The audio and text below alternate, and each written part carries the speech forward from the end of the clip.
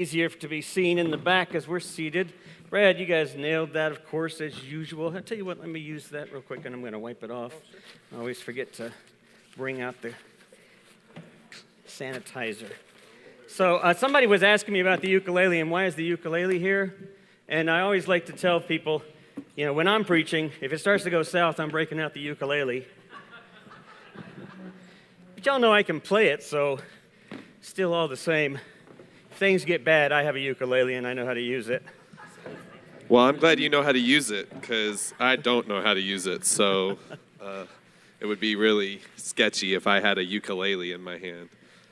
So I'm really glad to have James with us this morning because James and I have known each other not too long, about a couple of years since y'all have been involved with the church, and done some workshops with him on the Enneagram. And some of you may or may not know about what the Enneagram is, and we're going to give you a quick overview because we're going to try to do all this in about 20 minutes or less. So I've never done anything in 20 minutes or less. Neither have I. They know that. So, but it seemed especially appropriate because this series that we've been dealing with on the prodigal son really has been talking about this idea of what it means to come home, what it means to find our place.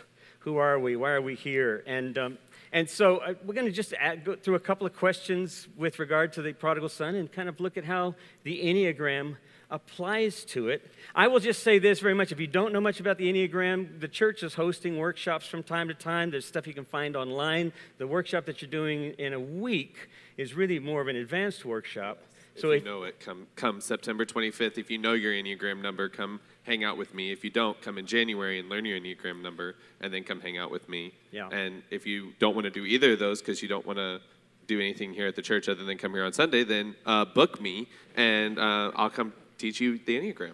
Yeah. Which, shameless plug.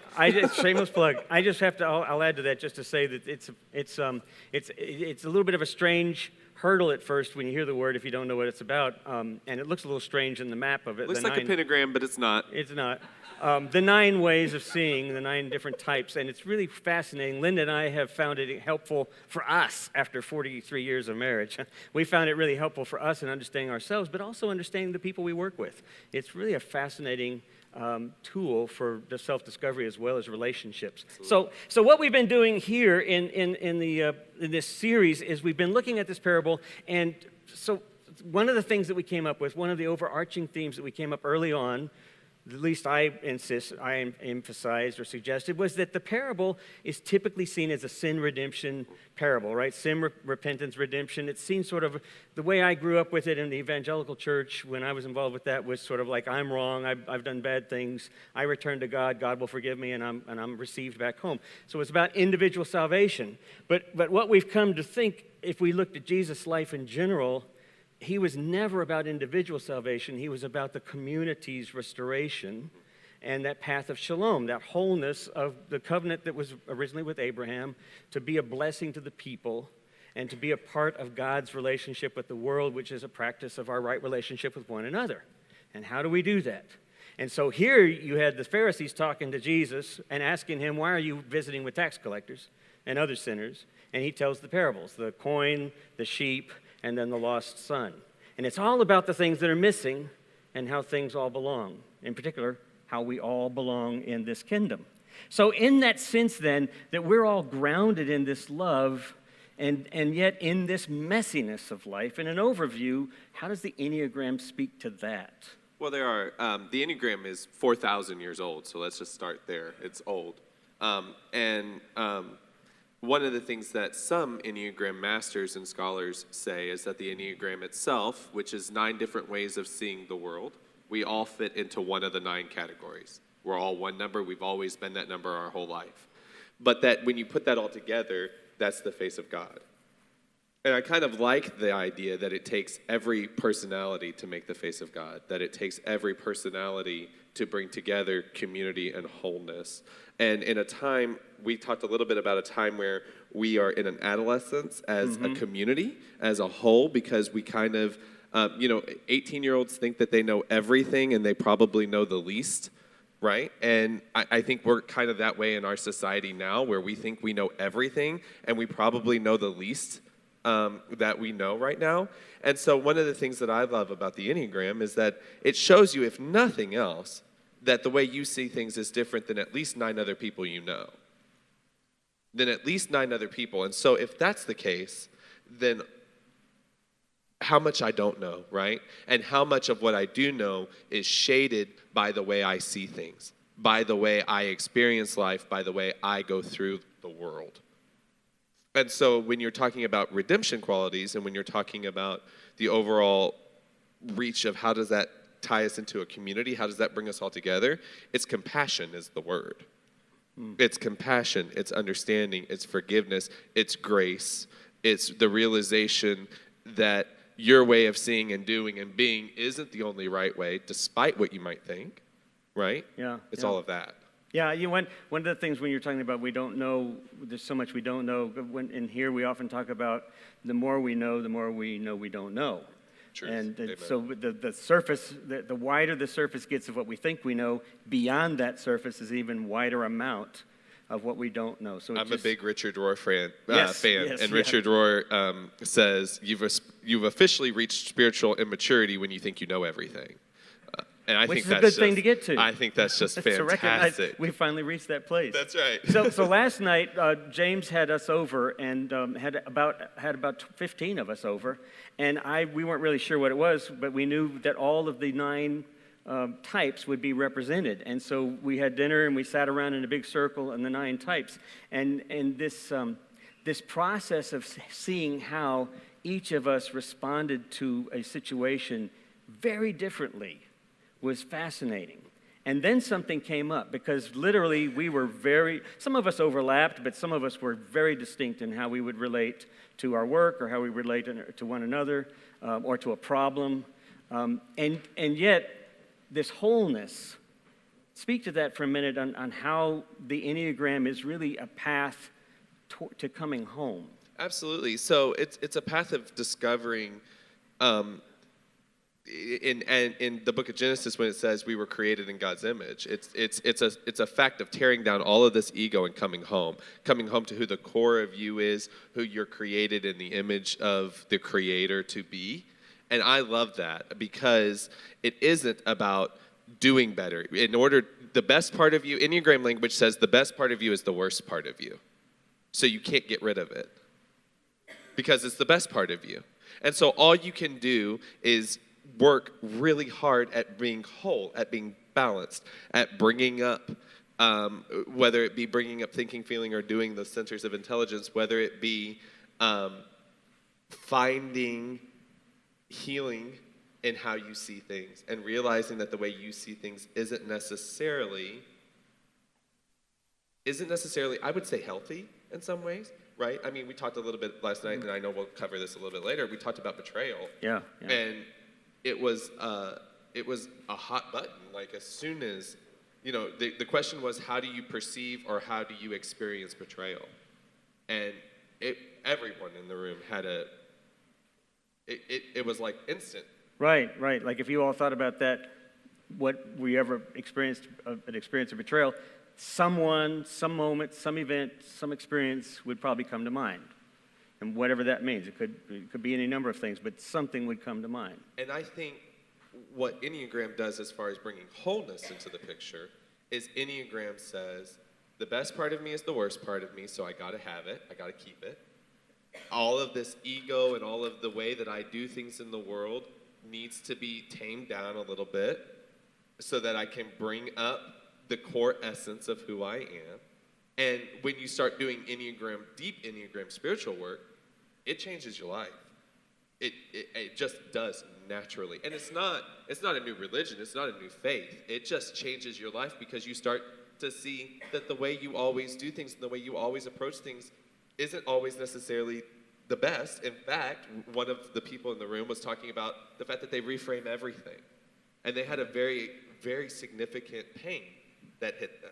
Right? Mm-hmm. And they reframed that betrayal into not betrayal. Well, when you're constantly reframing, then you're not working towards the wholeness of experiencing the true tragedy that really was tragic, right? Right, yeah. And then last night, it dawned, oh gosh, I can't reframe this, then what do I do? It's interesting. I mean, what that made me think of was, I I've been reading some on a guy named James Hollis who wrote a book, I think it's called In the Middle.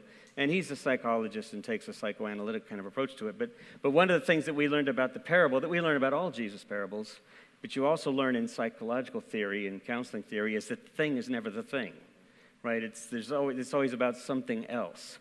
And so with the parable of the prodigal son, we think it's about the relationship of the father, the son, and the elder son. The elder son's jealous and envious, and we can all relate to these very caricature kinds of patterns. But for Jesus, it was really much more grounded, much more universal in the nature of God as love and ground of our being. Who are we excluding? Who's not included? What are we not seeing about ourselves in relationship to creation? What's the thing behind the thing?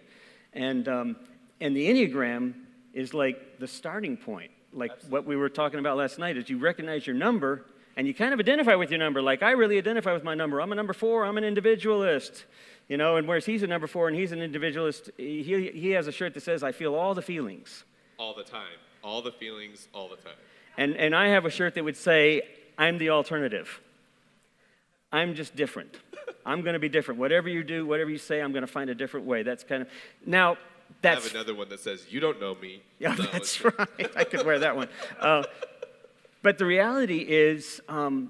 you know, and some of you remember when I first began preaching here, I would say to you, don't tell me that you like my message, you know, because I'm going to be very critical of myself and I want authenticity and I'm not going to believe you. And what I think we're trying to say here is that these starting points of recognizing who you are not the redemptive points. They're not the point of reconciliation. You know, the son who says, you didn't think about me, and I'm here the whole time.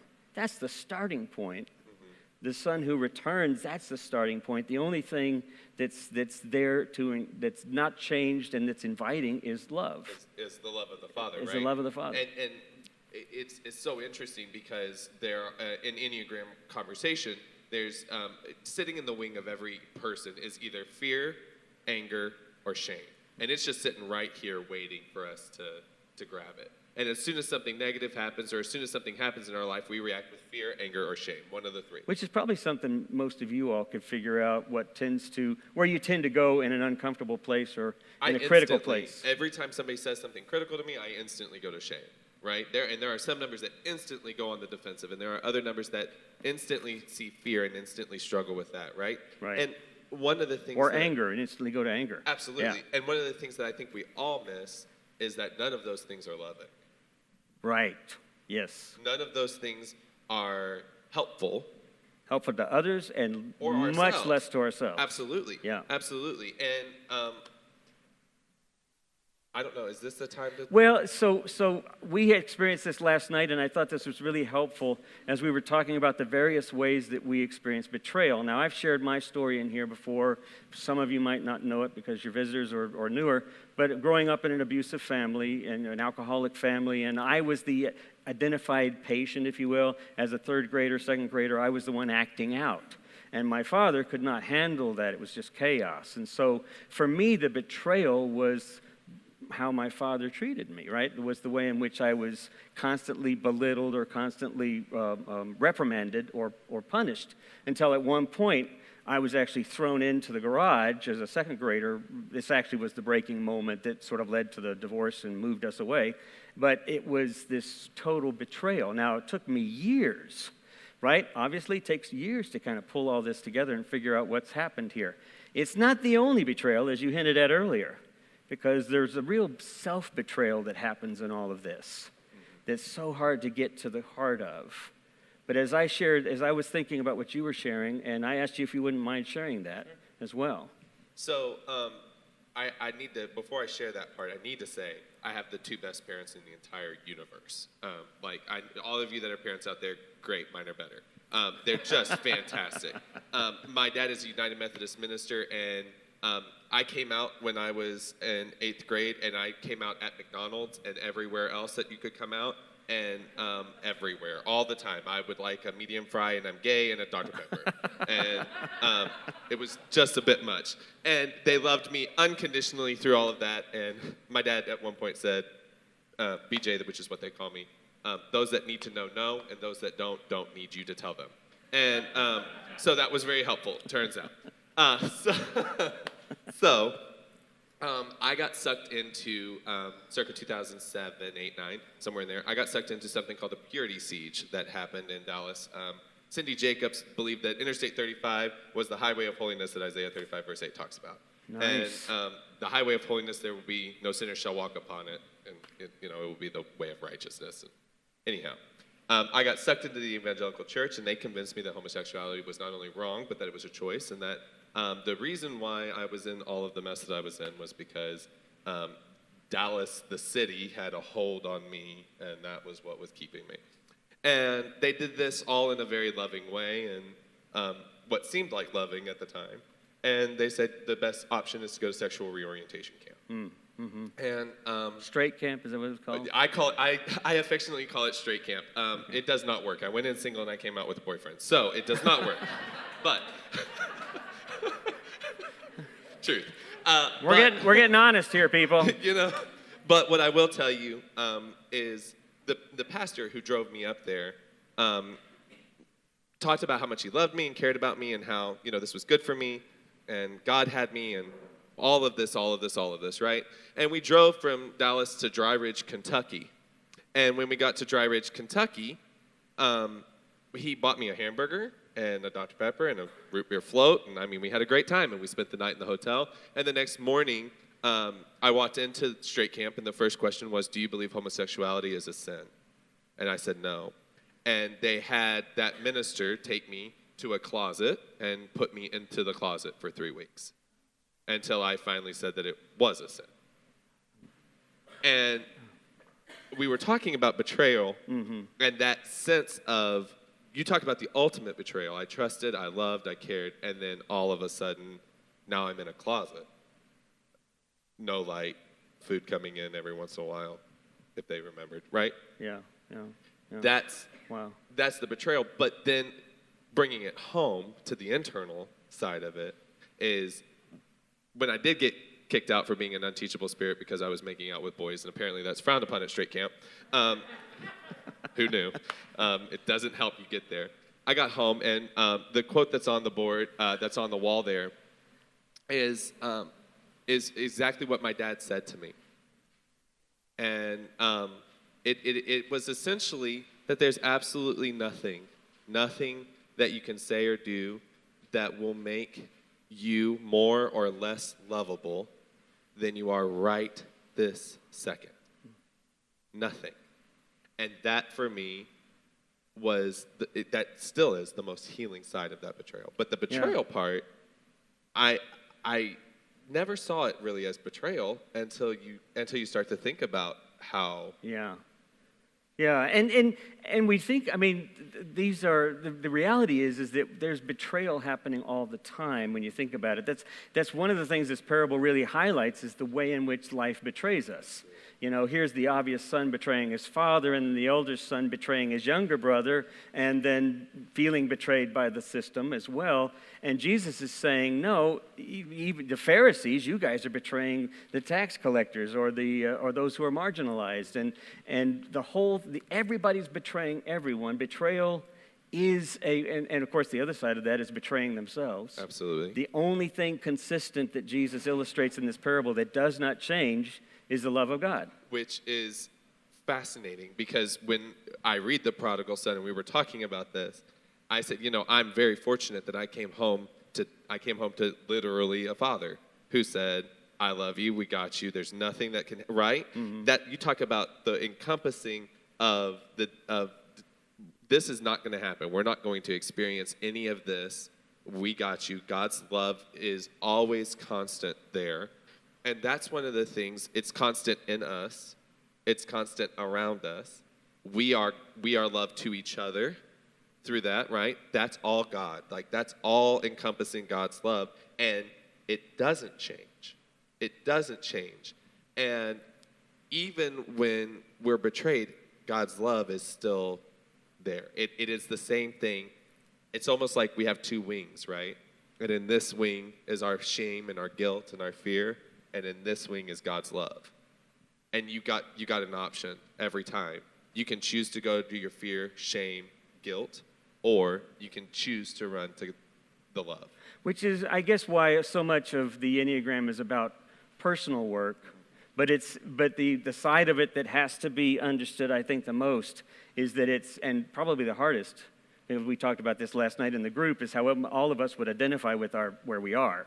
And if you don't have the Enneagram number, then you know what it's like to identify as the victim of your sense of betrayal, or the victim of your sense of being hurt, or victim of your sense of being betrayed by church, or by cancer, or by a loved one, and any number of ways we feel life has betrayed us.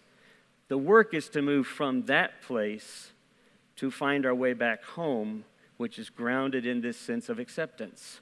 And the mystery and the messiness in which we live is what this parable is saying, to me at least. Absolutely. Is that we are always invited to find that place. Now, we do it for one another.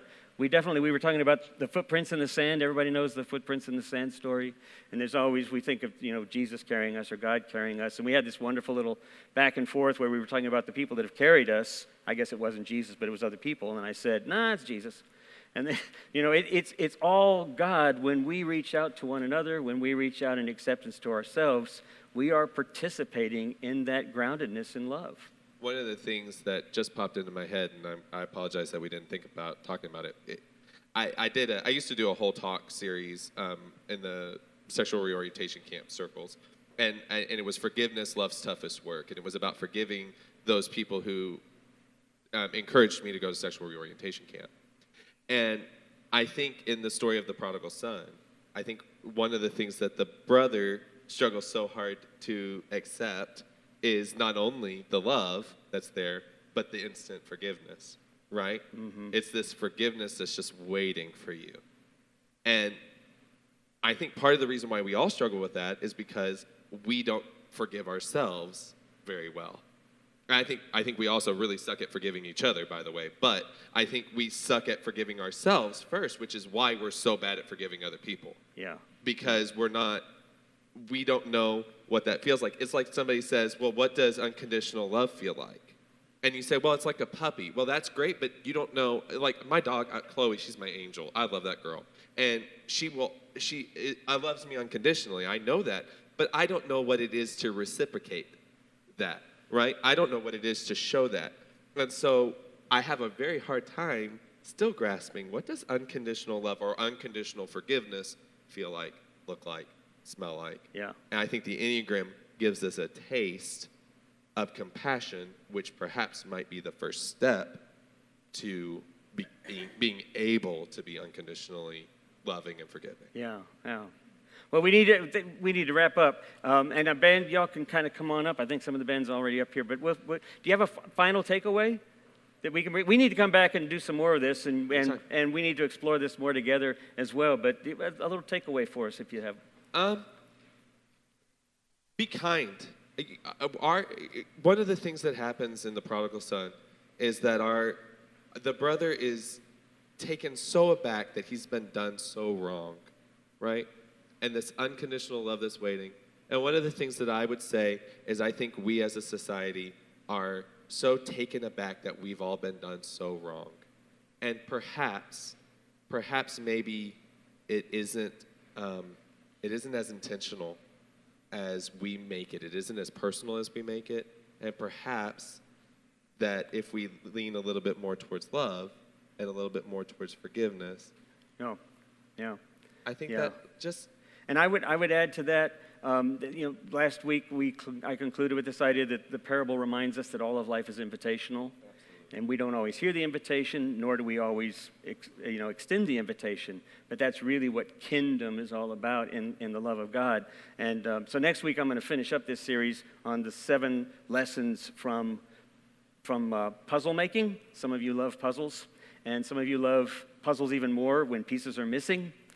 And so we're going to learn something about life from puzzles as we kind of conclude this whole idea of the prodigal son. But I would say this idea of being open and receptive to forgiveness, but also invitational, is a way to practice humility. We came up with the word humility. Yeah, so thanks so much for being with us. Thank you for It's having really me. been fun. Y'all check out the workshop next week, too, if you already know who you are and what you are. Come play with me. It's a lot of fun. We have fun. Thanks.